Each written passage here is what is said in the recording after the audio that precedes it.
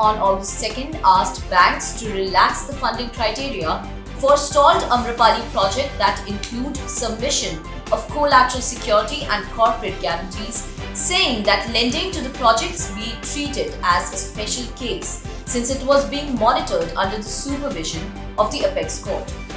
The two-member bench comprising Justice U.U. Lalit and Ajay Rastogi asked banks to hold a joint meeting with the court receiver by August 8 to arrive at a consensus on funding, lawyers present at the hearing told Money Control.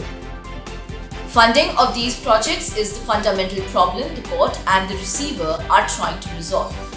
With funds coming from SWAMIH Fund and Supreme Court stepping in to ensure that funding from banks is made available to these projects, the uncertainty hovering over these projects can be tackled to a large extent.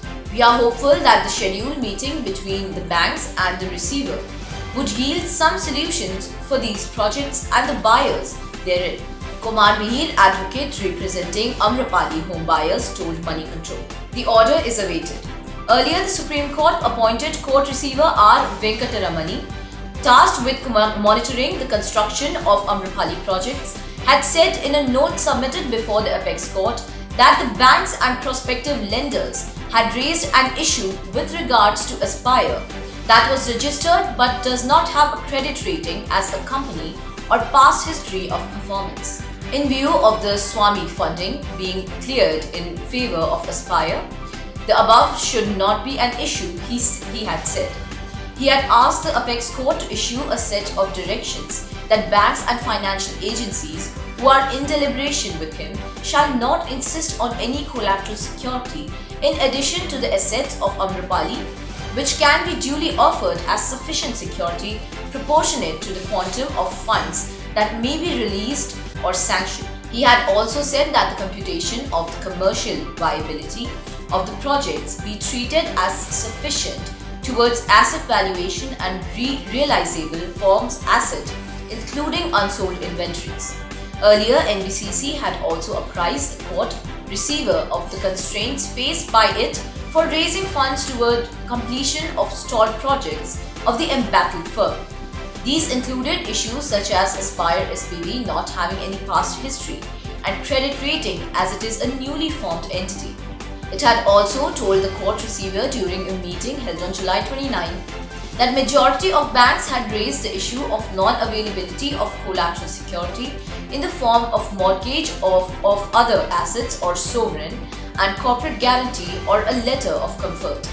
Banks have been asking NBCC for a letter of comfort for financing the project. The court had in 2019 asked the government's construction arm to finish and deliver 38,159 flats by 2023 after several home buyers sought its intervention, complaining about years of delay in handling over their homes.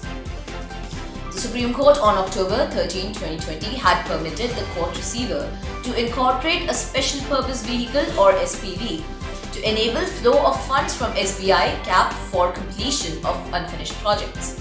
It is for this reason that the company Amrapali Stalled Projects Investments Reconstruction Establishment or Aspire has been floated. It consists of a court receiver, a forensic auditor and a chartered accountant. It is a not-for-profit company under Section 8 of Companies Act 2013. Aspire announced the sales of the units through an open draw in March 2021. As many as 20 of the 49 residential units spread across Amrapali projects in Noida and Greater Noida, worth ₹20 crore have been sold so far. Commercial units was subdued, they said. The units had been put up for sale in the month of March and the results of the offline draw were announced on June 14, sources said.